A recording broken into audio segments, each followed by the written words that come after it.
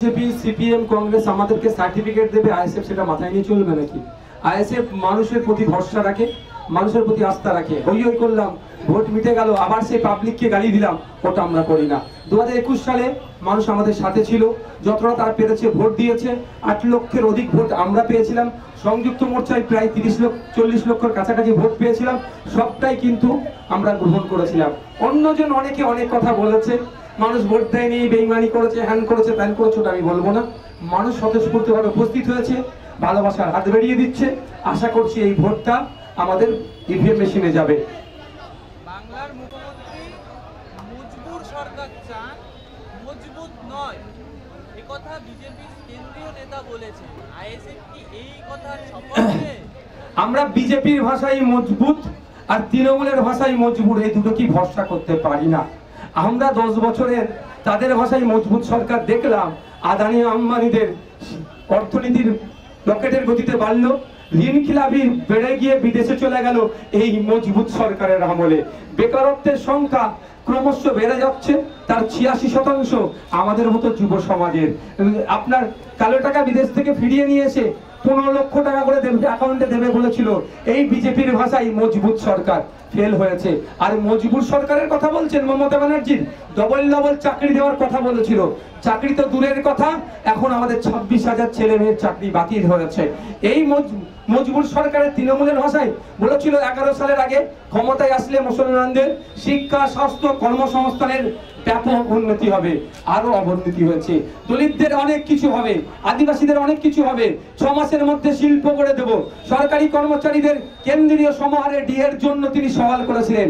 এদের ভাষায় মজবুরের সরকার কি করলো? সবটাই ফেল করেছে। সুতরাং এদের তৃণমূলের বা বিজেপির এই মজবুত আর মজবুরে আমরা আর বাইনারিতে যাব না। আমরা জনগণের সরকার গড়ব, যে জনগণের সরকার বেকারত্বকে কমাবে, যে জনগণের সরকার মানুষের হাতে রুজি রুটি তুলে দেবে, যে সরকারের আমলে সাংবাদিক স্বাধীনতায় হস্তক্ষেপ হবে না, যে সরকারের আমলে ধর্মীয় বিভাজন হবে না, এক কথায় যে সরকারের আমলে রাজ্য দেশ এগিয়ে যাবে, সেই সরকার আমরা গড়তে চাইছি। 13 জন এখন পর্যন্ত গ্রেপ্তার হয়েছে, আরো আগামী দিনে হয়তো হতে পারে।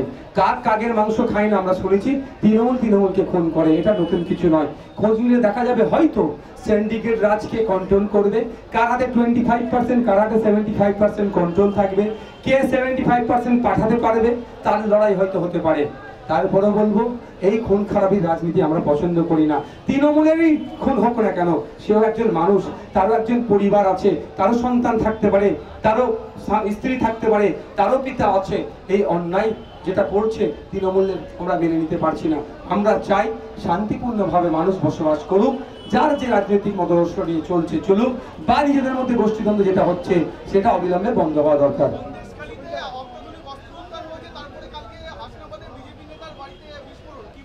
সন্দেশখালীতে যে অস্ত্র উদ্ধার হয়েছে, আমি একজন প্রাক্তন কেন্দ্রীয় এজেন্সিকে মা তুমি একটু পরে তোমার সাথে কথা বলছি মা, ওটাকে একে কাজ করতে দাও মা, তোর সাথে কথা বলছি মা।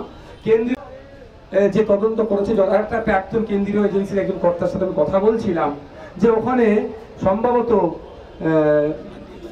ব্ল্যাক নদী জিরাক গ্লক কেন্দ্রীয় গ্লক 17 নামে একটা এই ধরনের বন্দুক পাওয়া গিয়েছে, যেটা আমাদের ফোর্সের কাছে, রাজ্যের পুলিশ, দেশের পুলিশের কাছে থাকে না। অত্যাধুনিক অস্ত্র বিদেশ থেকে আসলো কোথায়? সম্ভবত বেলজিয়াম মেড, সেটা বেলজিয়ামে তৈরি হয়েছে। কিভাবে আসলো, কারা নিয়ে আসলো? এই দেশদ্রোহীদের হয়ে যারা সওয়াল করছে, আমার তো মনে হয় তাদের বিরুদ্ধে আইনত ব্যবস্থা নেওয়া দরকার। এখানে রাজনীতি করা আমাদের মনে হয় ভুল হবে। অন্যায়টাকে অন্যায় হিসাবে দেখা হোক, যারা এই অন্যায়ের সাথে যুক্ত তাদের বিরুদ্ধে ব্যবস্থা নেওয়া হোক।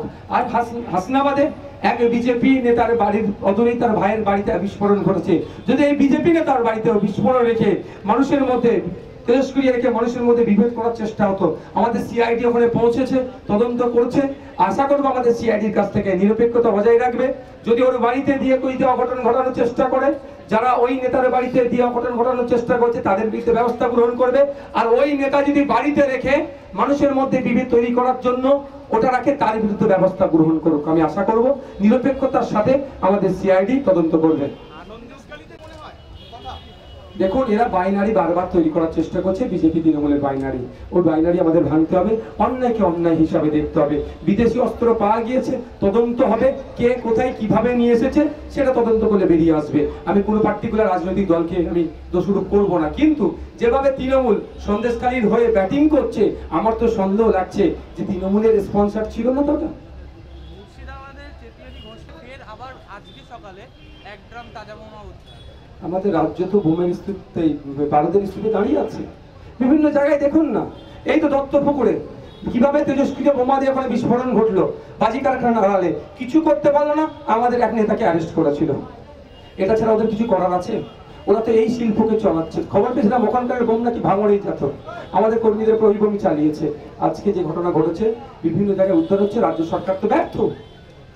তারা আজকে ঠিকঠাক করে তো দায়িত্ব পালন করেনি বলে এই বোমাগুলো এসেছে। এখন যদিও ইসিআই এর হাতে আছে, ইসিআই কি কটা ভূমিকা পালন করে সেটা দেখার বিষয়। অভিযোগ হচ্ছে এই পঞ্চায়েতে আপনাদের ভালো রেজাল্ট হয়েছিল কদমগাছিতে, তারপর তৃণমূলের সাথে অভিযোগ তৃণমূলের সাথে থেকেই ভোট গঠন করেছে।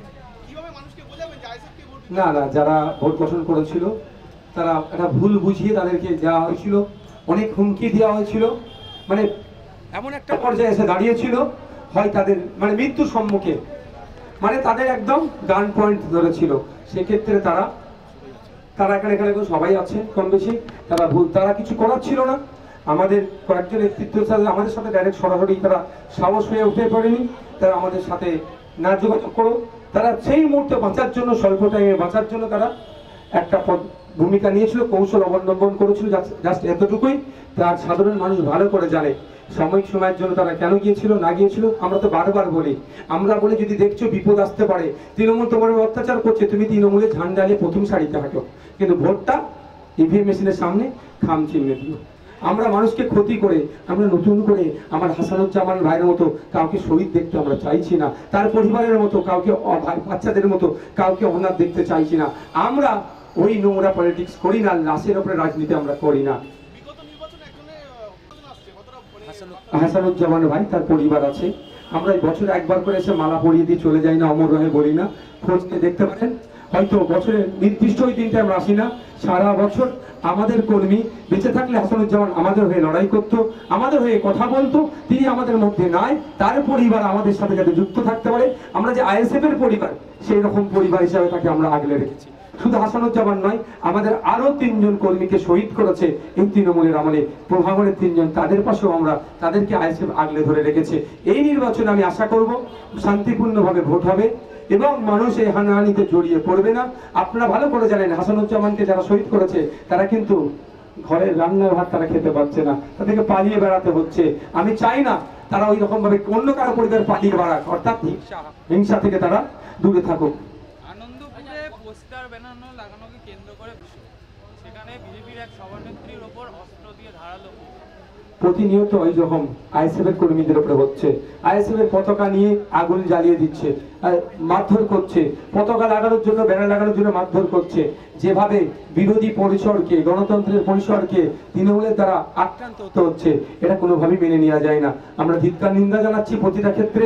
আমরা চাইবো Asia election commission of India এটা দেখছে, তিনি গুরুত্বপূর্ণ ভূমিকা পালন করুক। প্রত্যেকটা রাজনৈতিক দলের রাইট আছে এই ব্যানার, পোস্টার, হোর্ডিং লাগানোর, তারা লাগাবে এবং সেটাকে যাতে নিশ্চিতভাবে লাগাতে পারে তার সুব্যবস্থা ইসিআই ব্যবস্থা করুক। Thank you. আবারও বলছি, সম্ভবত তার নাম হচ্ছে নূর ইসলাম মল্লিক। হ্যাঁ, এখানকার লোকাল একটা ঘটনা ঘটেছে। অবশ্যই আপনারা যেটা বলেছেন ঠিক কথা। আমরা দলীয়ভাবে তার বিরুদ্ধে কি পদক্ষেপ গ্রহণ করেছি একটু আমাদের জেলা নেতৃত্বদের কাছে জানতে পারবেন। কারণ হচ্ছে আমরা স্পষ্ট ক্লিয়ার, এই তাপসবাবু ভোটে লড়াই করছে, তাপসবাবুর আয় ব্যয়ের টোটাল হিসাব আমাদের রাজ্য কমিটিতে জমা আছে। তাপসবাবু লড়াই করছেন আপনাদের মূল্যবান ভোট, জনগণের ভোট নিয়ে। পার্লামেন্টে গেলে প্রতি বছরে কিন্তু তাপসবাবুর আমরা হিসাব আমরা নেব। যদি দেখি আয়ের বহির্ভূত হিসাব হয়েছে তাপসবাবুকে কিন্তু তখন আমরা আমাদের দলে আর রাখবো না, বহিষ্কার করে দেবো। সুতরাং আমাদের দলে থাকতে গেলে স্বচ্ছতার সাথে থাকতে হবে। যদি কেউ ভালো না বাসে আমার দলে না থাকতে চাই, টাটা বাই বাই, কিন্তু দুমাসলা মাল আমরা দলের মধ্যে রাখবো না। আমাদের ক্লিয়ার অ্যান্ড লাউড আমরা বলে দিই।